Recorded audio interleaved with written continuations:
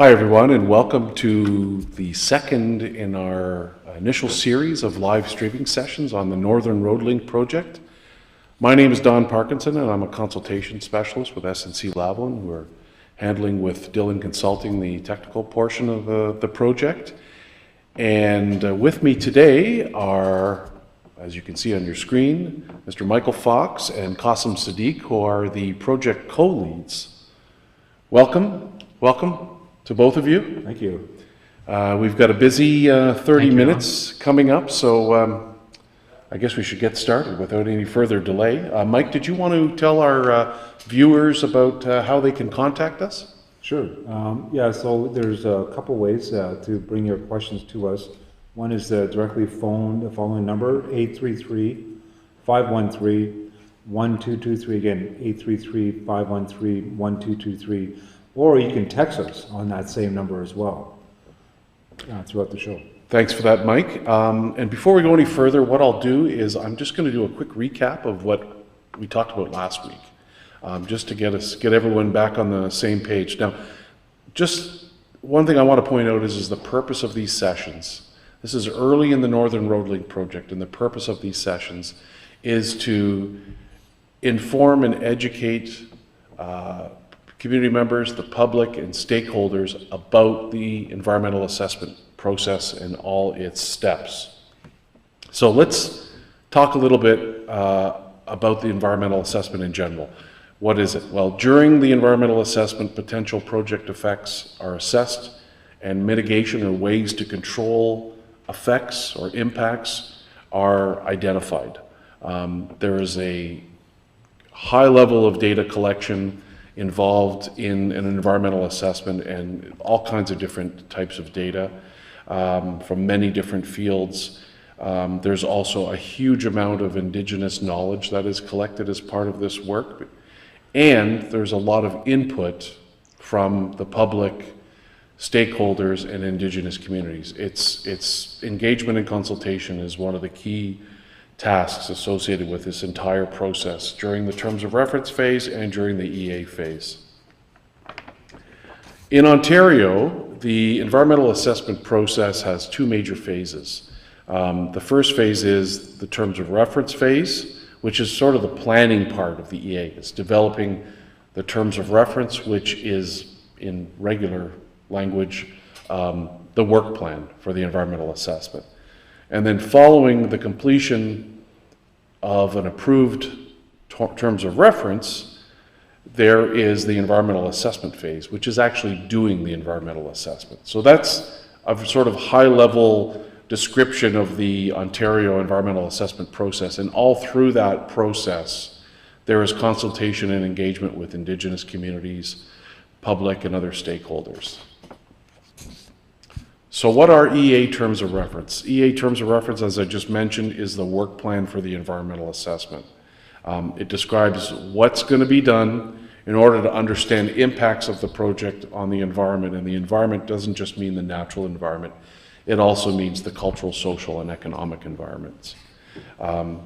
Your comments are really important because they help determine what will be done during the EA. They help shape the terms of reference. Now, there are numerous participation opportunities during the ToR process, as I mentioned, and the EA process. Part of that is public notices. There are 6 points at which public notices are issued. The start of the project, the notice of commencement of the terms of reference, which has occurred not that long ago on this project. There's the notice associated with the release of the draft terms of reference, and then there's the notice associated with the final terms of reference. So that's during the ToR or terms of reference phase. And during the environmental assessment phase, there's the notice of commencement of the environmental assessment, or EA, and then there's another notice for the draft EA and for the final EA. So one of the reasons we're here today to talk about this process is to, as I mentioned, educate you on this process, to encourage you to participate in this process. We need to hear from you during this time. We don't know everything about environmental effects of this project. We don't know everything about the land where the project may be built. That's why we want to talk to you, and especially Indigenous community members. They know the land, they have lived on the land for generations. They have far more knowledge of the land than anyone else. And so we need to hear from you so we can shape this EA, this environmental assessment, so it's done properly. Now I'm going to pass the baton over to Qasim Sadiq, one of the project co-leads, who's going to talk a bit about one of the first components of terms of reference preparation, which is describing the undertaking. Thank you so much, Don, for sort of a recap on what we discussed last week. And today, we're going to discuss what the terms of reference document itself contains, starting with a description of the undertaking or the project itself. Now, in this section, we will describe the components and activities of the project.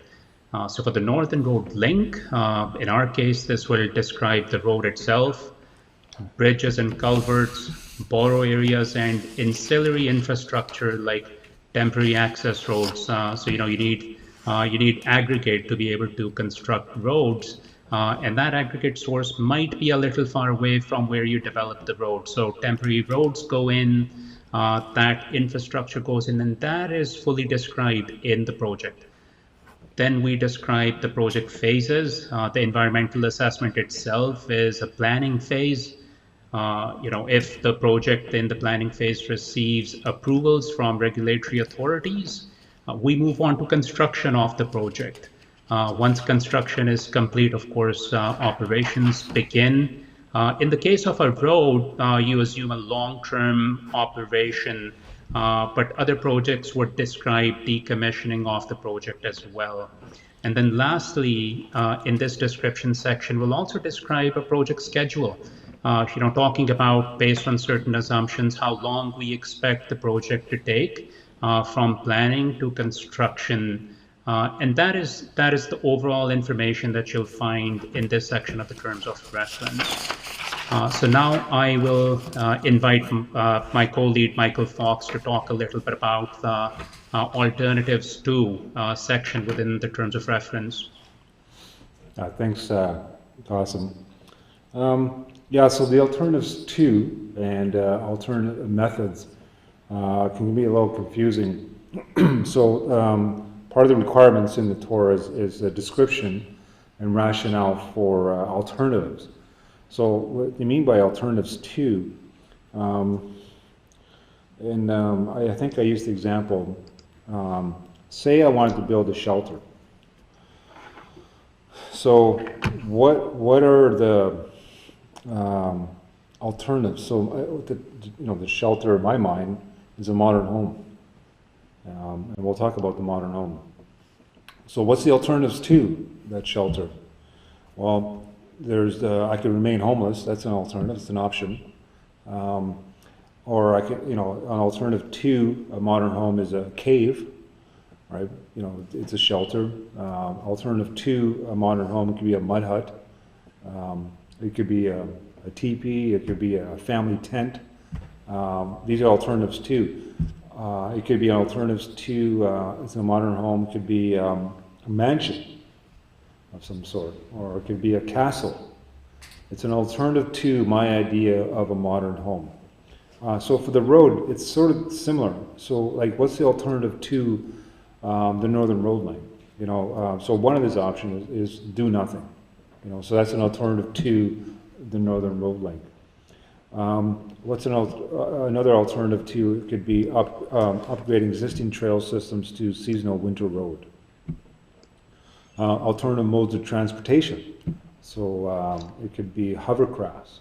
It could be those big air balloons that are being tested across the country. It could be. I'm just leaving it to the imagination. It could be a subway, underground subway, kind of thing. So, and then alternatives to managing transportation demand, like so. What is it? What the use of the road?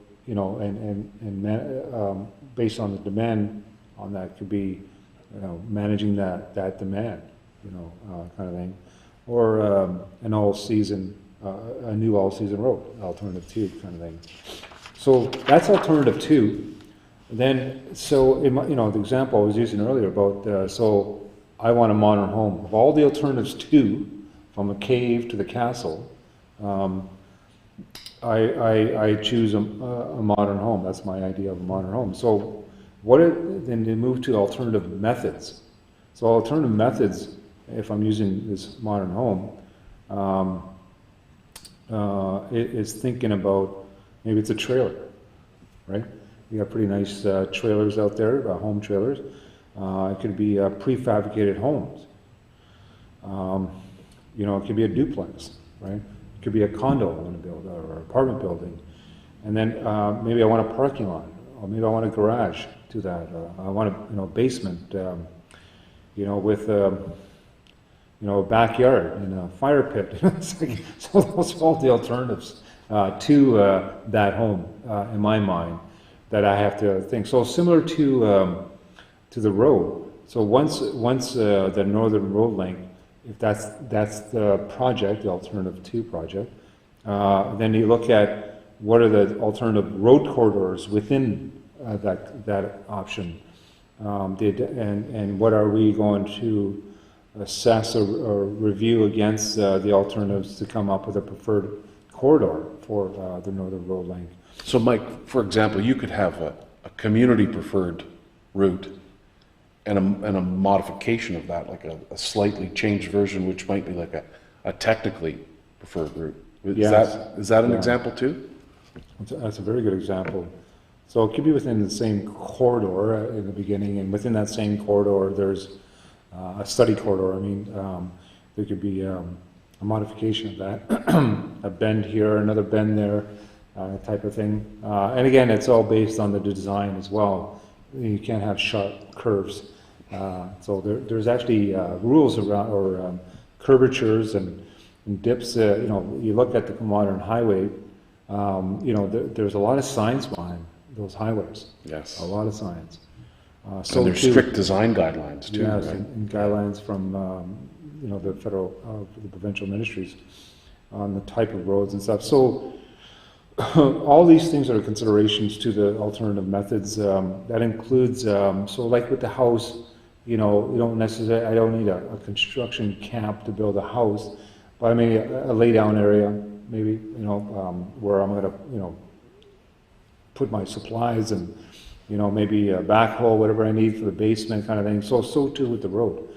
There's going to be construction camps, there'll be aggregate sources, locations, access road to those locations. These are all alternative methods to the alternatives to the preferred one, that are used to carry forward to the environmental assessment. So that's all part of the ToR process. So what is it we're up next here? Oh, existing conditions. Maybe Qasim, you can speak about the description of the existing environmental conditions. Yeah, absolutely, Michael. That was a very useful analogy. And once you've sort of identified your alternative methods and alternatives too, then you become really concerned and interested in describing the environmental conditions around your project, within your project area. So this includes many different facets of the natural environment, the socioeconomic environment, the cultural environment. It's for those of us who live within environmental assessments, this is fairly regular. But when you speak to someone for the first time about an environmental assessment, and the level of depth that these studies go into, people are generally surprised that how many different facets of the natural, social and economic environment, as well as cultural environment we study. So if you think about the natural environment, which will be described in the terms of reference based on existing past reports, it would include things like geology, terrain, soils, groundwater, surface water, wildlife habitat, vegetation, fish and fish habitat, species at risk within the project area, climate, air quality, acoustic, environment. Now, this is a long list of different sort of natural environmental features that an environmental assessment will consider. And the ToR will provide an initial description of existing conditions. This includes socioeconomic environment as well. As much as we're concerned with the natural environment, a project like this is highly concerned with the impact that it will have on people based on regional plans, policy initiatives, very much interested in the impact this might have on the economy, opportunities this will create, concerns this might raise for the social fabric of a community, and how we can sort of think about different ways in which that can be mitigated. And then the cultural heritage resources as well.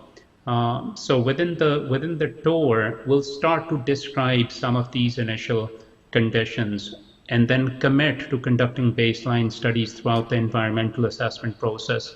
And those baseline conditions through in-depth studies based on methodologies that you finalize with regulators, but also based on input from Indigenous communities and stakeholders, provide a basis for comparison before, during, and after the project.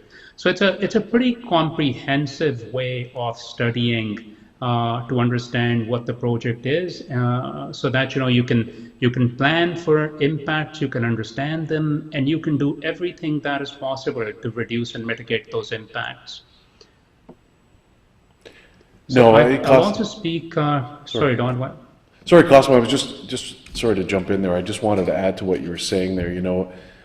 I think you touched on something important there, where you were saying that often the perception of public stakeholders, Indigenous communities, is that these studies aren't as in-depth as they really are, right? So part of our job, I think, is to communicate exactly what you were talking about, that there are many studies covering many different fields, looking at many different aspects of quote-unquote the environment. Absolutely, and we'll talk a little bit about that as well. I think the key message there is that for many people, it's a little bit of a revelation how in depth and how thorough some of these studies are.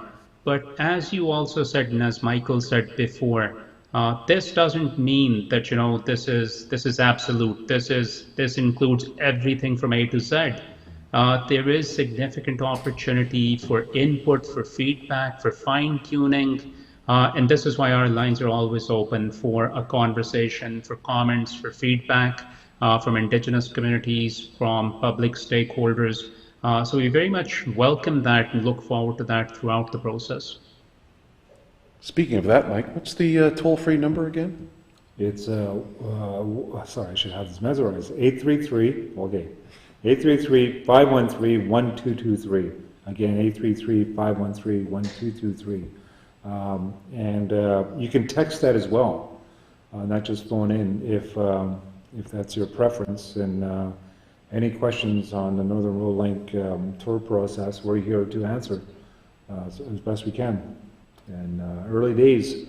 It is, and one thing maybe I'll bring up here, and we can maybe have a roundtable discussion about it, since we're sitting at a round table here, is that over the last few years, in terms of environmental assessments, the process involved and the requirements of them have changed, and there is much more focus now on the socioeconomic, or the social and the economic environment as well.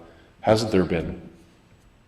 Oh, it's way more robust and rigorous than before, and the social dimensions, the cultural dimensions in terms of Indigenous knowledge, it's been elevated. Yes. I think, Qasim, I think on our last show, I think the way you phrased it, it's sort of the heart of the environmental assessment is the Indigenous knowledge, just given where it's located and the surrounding communities around the project. It's all Indigenous communities. So, their input's vital to, this environmental assessment. Absolutely.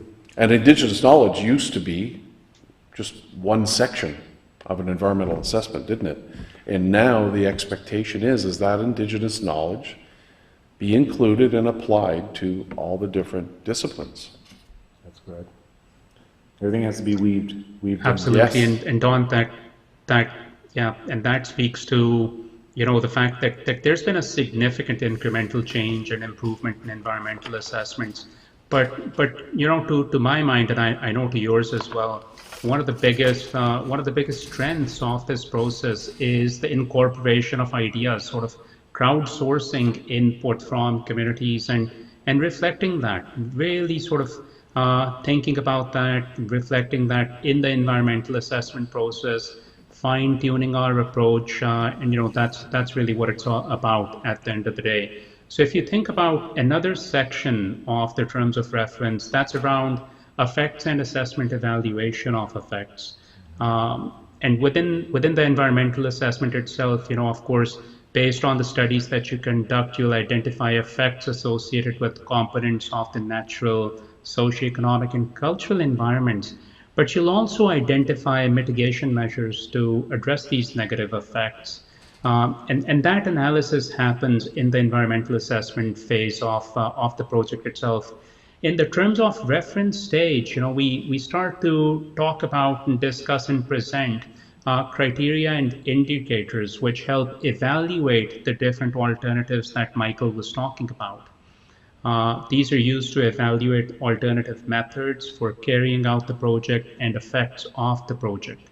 Now, there are two different words, criteria as well as indicators. So criteria are aspects of the environment, natural, social, economic, cultural, which we want to evaluate. And then indicators are ways of measuring criteria. Now that sounds slightly confusing, criteria and indicators, but if you think about this example, I think it really clarifies it. That for the natural environment, one criteria could be effects on surface water quality. Now we know where the Northern Road link is, the surface water quality is very important to communities all around the project. An indicator of this criteria, so the criteria itself is surface water quality, but the indicator of this would be the number of water courses crossed by the road. So you've got different alternatives, and you can compare how these alternatives can be ranked on this one single criteria. And that's really how effects are assessed as you go through the environmental assessment process.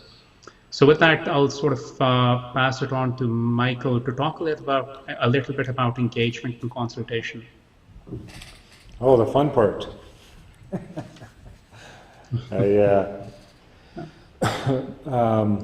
So for the pre-ToR period here, the notice commencement of the ToR, the proponent's obligated to come up with a plan, and part of that plan is about the engagement consultation activities that will occur during the preparation of the ToR, and as well as during the EA. So there will be a draft of that for people to review in the near future. Central to that is what they call a record of consultation. A record of consultation is prepared during the preparation of the ToR and is maintained throughout the EA phase. And the reason why there's a record of consultation is to ensure that we're capturing as accurately as possible the comments, the feedback, the input,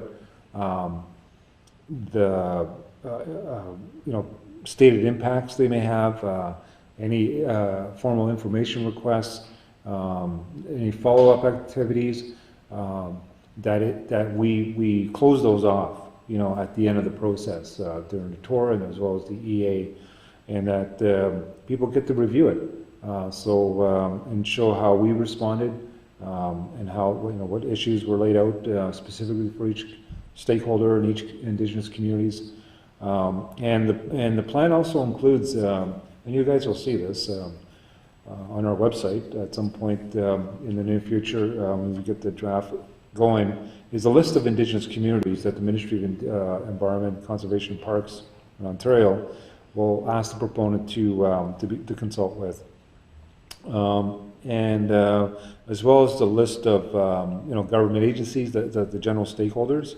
So with Indigenous communities, they're treated sort of special in this case because of where they're located.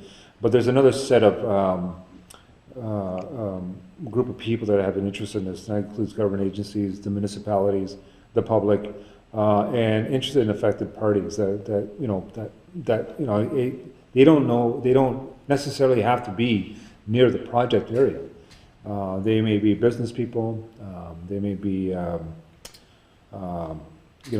recreational canoeists, that use those waterways. Suppliers, material suppliers, yeah. Right, so in that, and the results of the engagement and consultation will be part of the ToR, draft ToR, and a final ToR, and into the EA, and the final EA. So it's so central to the whole process, so that it reminds us who asked what, to follow up on things, as well as hopefully we're capturing the representative views and issues that's been expressed throughout the process. Yeah, so that's the engagement consultation plan. And that constant feedback, we're constantly taking that in, and we're using that to shape the form of our engagement and consultation going forward, right? It's continuous improvement, I guess is the best way to describe it. I mean, I know on another project, Mike, we've looked at responses to the draft terms of reference, and we've sort of grouped them together and identified themes or concerns that we've received, and then we've used that to shape the material that we present going forward, right? So, it's not just, it just gets put in a record and it goes away, and we're constantly using this to help ensure that, the public and stakeholders and Indigenous communities are informed as to what other people are saying about the project. Absolutely. So, And on the language in the ToR in subsequent deliverables can change significantly. The outcomes of a project can change significantly. But really at this early stage in the process, I think an important thing to highlight for us is that, we're doing the online streams, we have bi-weekly radio shows just before this. And we're trying to get this information out about the project. So there's a lot of opportunity for us to have direct conversation with communities, with individual members of the public, with stakeholders, and we're available. This toll-free number is there, but you can contact us through the website. We'd be delighted to come into communities, based on public health guidelines and as community policies change. But just wanted to highlight that there are many different ways in which you can get in touch with us throughout this process. And we would be very happy to have further discussions with you throughout the process. Thank you for mentioning that, Qasim. I'm glad you mentioned that.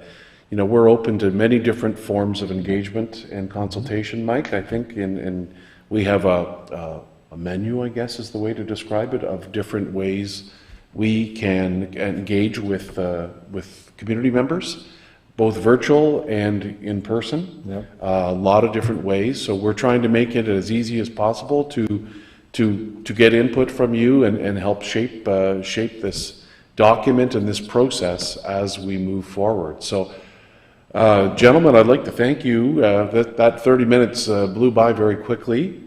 I'd like to thank both of you for providing your wisdom today. And we will be talking again in 2 weeks in our next streaming session from 4 to 4:30. That would be on Wednesday, June, if my math is correct, Mike, 30th, would that 30th be? Thank you, 30th.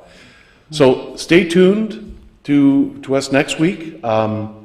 Quick reminder, go to northernroadlink.ca. There's lots of information there. The website's constantly changing. We're trying to keep it fresh and interesting. Look for us on social media, and we will talk to you in 2 weeks. Thanks for listening and viewing us. You're